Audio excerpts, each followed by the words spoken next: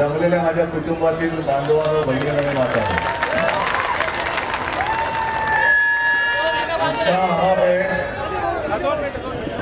मी सगळ्यांचा उत्साह समजू शकतो, पण आता नुसता सत्कार स्वीकारणं आणि सत्कार करणं याच्यामध्ये वेळ घालवण्यात काय अर्थ नाहीये. कारण लढाई आपली जी आहे ती फार मोठी आहे.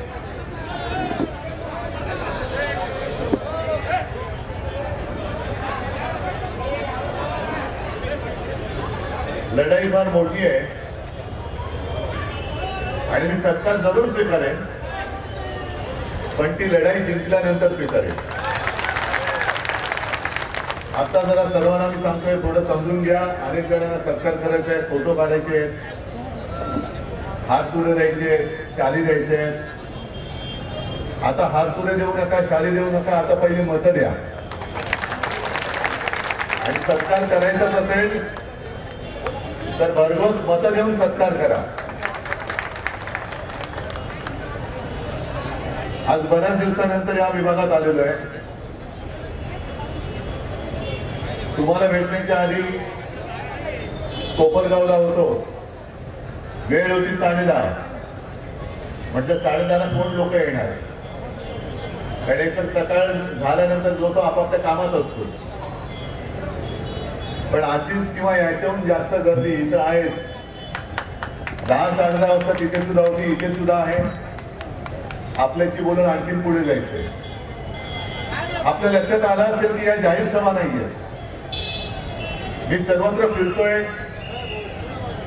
याचं कारण असं की करोना काळामध्ये मी तुम्हाला फेसबुक लाईव्ह वरून जे काही सांगत होतो ते सगळेजण तुम्ही माझा एक कुटुंबातील सदस्य म्हणून ऐकून तसं वागत होता. त्याच्याबद्दल पहिला मी तुम्हाला सगळ्यांना धन्यवाद द्यायला आलेलो आहे आणि एका लढाईला उभा राहिलेलो आहे. ज्या लढाईला उभा राहिलेलो आहे, मी जे काय करतो ते बरोबर आहे की नाही हे मी विचारायला फिरतो सगळीकडे. बरोबर आहे की नाहीये? जी लढाई लढतो ती माझी लढाई नाहीये.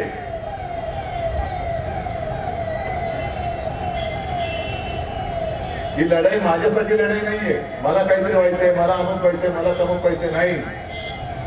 मला काळजी आहे ती तुमची आणि तुमच्या ज्या काही पुढच्या पिढ्या आहेत त्या या देशाच्या स्वातंत्र्यात जगणार आहेत की यांच्या हुकुमशाहीच्या गुलामगिरीत जगणार आहेत ते ठरवणारी ही निवडणूक आहे. आणि म्हणून मी प्रत्येक सभेत जवळपास जे माझ्यासोबत जोडले गेले त्यांना तर सांगतोच, पण अगदी भारतीय जनता पक्षाचे कार्यकर्ते आहेत, संघाचे जे कार्यकर्ते आहेत त्यांना सुद्धा मी आवाहन करतोय की तुम्ही जे काय करता वेळेत सावध व्हा. आमची 25-30 वर्ष वाया गेली. हिंदुत्वाच्या त्यांच्या बुरख्याला आम्ही फसलो. त्यांना दिल्लीमध्ये पाठवलं आणि दिल्लीत गेल्यानंतर आमच्याच मुळावर ते जे काय घाव घालतायत ही त्यांची वृत्ती, नीच वृत्ती बघितल्यानंतर भाजप आणि RSSच्या कार्यकर्त्यांनी आता सावध व्हायला पाहिजे की ही लोक कोणाची नाहीत. आत्ताचा जो भाजपचे जे नेतृत्वाची फळी ही नेतृत्वाची फळी कोणाची नाही. अरे ज्यांनी या शिवसेना प्रमुखांनी मोदींना तेव्हा संकट असताना वाचवलं त्यांच्या शिवसेनेला हे खतम करायला निघाले. यांची काय अवकाश आहे आता लक्षात घ्या. हे नुसतं मित्राला नाही संपवत, काँग्रेसला संपवायला निघाले होते. काँग्रेस संपत नाही म्हणून काँग्रेस फोडायला लागले. शिवसेना संपत नाही म्हणून शिवसेना फोडली. नुसती फोडली नाही तर शिवसेना चोरली असं त्यांना वाटतंय. नितीश कुमारला परत घेतला म्हणजे ज्या भ्रष्ट लोकांविरुद्ध भारतीय जनता पक्षाने आजपर्यंत जो काही बेंबीच्या डेटापासून आरडाओरडा केला त्यांचीच धुणी आता यांना धुवावी लागते. भाजपच्या कार्यकर्त्यांची मला दया येते की ज्यांना तुम्ही भ्रष्ट भ्रष्ट भ्रष्ट म्हणून ज्यांच्या अंगावर तुम्ही चिखल उडवलात त्यांची धुळी भांडी आता तुम्हाला करायची वेळ आलेली आहे. कारण अशोक चव्हाणांवरती सुद्धा काय बोलले ते तुम्हाला कल्पना आहे. मोदी सुद्धा बोलले होते, आपले फडणवीस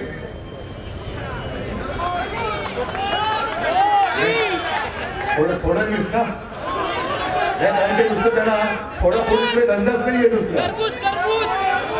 कपट कारस्थानं करायची, नीच कारस्थानं करायची. आणि म्हणे गृहमंत्री घरफोडे, हे घरफोडे यांना आता खरं गृहमंत्री म्हणण्याच्या वेळी घरफोड्या मंत्री म्हणायला पाहिजे. हा घरफोड्या मंत्री आहे, दुसऱ्यांची घरं फोडतायत आणि स्वतःची घरं भरतायत. पण अजितदादा पवार 70,000 कोटींचा सिंचन घोटाळा मोदीजींनी स्वतः आरोप केला होता. आता हे सगळ्या घोटाळ्यांची धुणी भांडी सगळे काय कपडे काय असतील, काय काय कपडे असतील तुम्ही विचार करू शकता. हे सगळे कपडे आता हे भाजपमध्ये धुत बसले. काय ही परिस्थिती आली. आणि इथला जो खासदार ज्याने गद्दारी केली,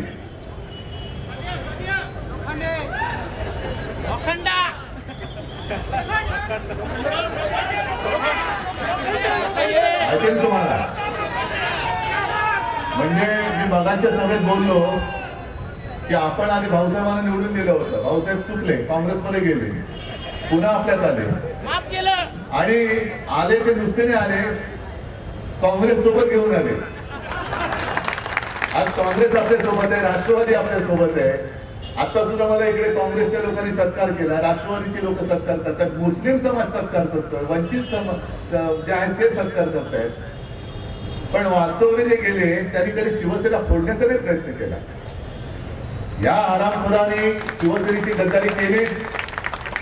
पण शिवसेना चोरण्याचा जो एक प्रकार जो मिंदे करतोय, धनुष्यबाण, अरे पेलून दाखव, माझं आव्हान आहे, पेलून दाखव. मिंद्यांनी आधी त्याची दाढी सांभाळता येते का बघावं आणि त्याच्यानंतर शिवधनुष्य उचलावं. मिंदे ते मिंदेच, पण शिवसेना फोडण्याचं आणि शिवसेना चोरण्याचं पाप हे या गद्दारांनी केले. आणि ज्या गद्दारांनी हे पाप केलं त्यांच्या टोळीत हा आत्ताचा जो आपण निवडून दिला तो गद्दार त्यांना सामील झालेला आहे. हा गुन्हा आहे, हे पाप आहे आणि या गुन्हेगाराला क्षमा करता येणार नाही. या पाप्याला, या गद्दाराला नुसता गद्दार म्हणून सोडून नाही देता येणार. एक तर माझ्या माहितीप्रमाणे या गद्दाराला आता तिकीटच मिळणार नाही, कारण काय तोंडाने फिरणार. कपाळावरती गद्दारीचा शिक्का बसलेला आहे, तीच तुमची निशाणी आहे. धनुष्यबाणी निशाणी नाही, तुमच्या कपाळावरचा गद्दारीचा शिक्का ही तुमची निशाणी आहे. आणि जर तुम्हाला थोडी जरी लाज असेल तर घरामध्ये बसा आणि निर्लज्ज असाल तर गद्दारीचा शिक्का कपाळावरती मारून तुम्ही जनतेत फिरून दाखवा. हा गद्दार आहे. पण आपण जी कामं केली, अगदी निळवंडे भरणारा सुद्धा जे काय आपण मदत करत होतो, पाणी पुरवठा, आता मागाशी मी गेलो कोपरगाव मध्ये, तिकडे आठवड्यातून एकदा पाणी येतं, ते सुद्धा गाळ मिश्रित. आमच्याकडे रोज येतं, तुमच्याकडे रोज येतं, पण तिकडे आठवड्यातून एकदा येतं. आणि त्या पाणी पुरवठा त्या जी काही योजना आहे तिला आपण पैसे दिले की आता पूर्णत्वाला आल्यानंतर हे टिकोजी राव तिकडे जणू काय आम्हीच सगळं केलं म्हणून श्रेय खायला येणार. अरे शेतकरी इकडे काव फोडतोय, इकडे फोडतोय, तिकडे दिल्लीच्या सीमेवरती फोडतोय. इकडे सुद्धा काही शेतकरी आलेत का? आलेत का? बहुतेक सगळे आहेत. बरं, आता तुम्ही मला प्रामाणिकपणे सांगायचं, कारण मला कल्पना नाही, मी निर्णय घेतला, मी मुख्यमंत्री झालो, माझ्याकडे कोणी शेतकऱ्यांनी आम्हाला कर्जमुक्त करा अशी मागणी केली होती आधी नव्हती. तरी सुद्धा मी माझं जे पहिलं अधिवेशन नागपूरचं झालं तिथे निर्णय घेतला, मी घेतला निर्णय की माझ्या राज्यातल्या या शेतकऱ्याला आधी खूप मोठं काही नाही पण किमान 2 लाखापर्यंत ज्यांचं पीक कर्ज आहे ते पीक कर्ज मी त्यांना मुक्त करण्याचा मी निर्णय घेतला होता. मिळाली होती की नव्हती काय सांगा. आणि अटीतटी शर्ती नव्हत्या. 2 योजना होत्या. एक आपण महात्मा फुले कर्जमुक्ती योजना आणि त्याच्या आधी आपण यांच्या सोबत होतो त्यांनी काय केली होती, छत्रपती शिवाजी महाराज. त्या योजनेमधल्या किती जणांची कर्जमुक्ती झाली आणि आपल्या सरकारने केलेली कर्जमुक्ती किती जणांनी मिळाली हे तुम्ही सांगा ना सर. आता सुद्धा त्यांच्या ज्या काही योजना येतात त्याच्यामध्ये अटी-तटी नियम एवढे क्लिष्ट आहेत की शेतकरी म्हणतात नको रे बाबा, मला काही कळत नाही आणि कळत नाही तेवढं माझं आहे तेवढं दुःख मला पुरेसं आहे, जे संकट आहे ते पुरेसं आहे मला, आणखीन त्याच्या काही अर्ध्याची कटकट नको मला. पण आपण शेतकऱ्याला कुठेही त्रास न देता 2 वेळा फक्त सही किंवा अंगठा याच्यावरती तुम्हाला मी कर्जमुक्त केलं होतं आणि जणू काय ते कर्जमुक्त केलं मी पाप केलं म्हणून या हरामखोरांनी गद्दारी करून आपलं सरकार पाडलं. हे काही पाप केलं, शेतकऱ्यांना कर्जमुक्त केलं, हे काही गुन्हा केला, मी पाप केलं. आपल्या काळामध्ये जी काही नैसर्गिक आपत्ती आली त्या आपत्तीमध्ये मी शेतकऱ्यांच्या मागे उभा राहिलो होतो की नाही का तुम्ही सांगा. मग हे मी काही गुन्हा केला हा काही मी पाप केलं. आणि आता यांनी जी काही योजना काढली 1 रुपयामध्ये पीक विमा योजना किती जणांना मिळाले सांगा. मिळाली असेल मला आनंद आहे. 1 रुपयामध्ये पीक विमा योजना. मग गेल्या कुठे तुमच्या योजना गेल्या कुठे योजना. आणि जो भाजपा जो आता प्रचार करते की यामुळे काँग्रेस सोबत गेले यांनी हिंदुत्व सोडलं. अहो मी 25-30 वर्ष भाजप सोबत राहून शिवसेनेची भाजप नाही झाली तर तुमची आमची काँग्रेस कशी होणार. उलटा आता मला आणखीन चांगले तगडे सहकारी मिळाले. पूर्वी गेल्या वेळेला संगमनेर कोपरगाव असेल आणखीन काही असेल कशाला शंकरराव तुम्ही सुद्धा विधानसभेच्या वेळेला आलात सोबत. हा सगळा जो परिसर आहे हा काय म्हटलं तरी काँग्रेसचा गड.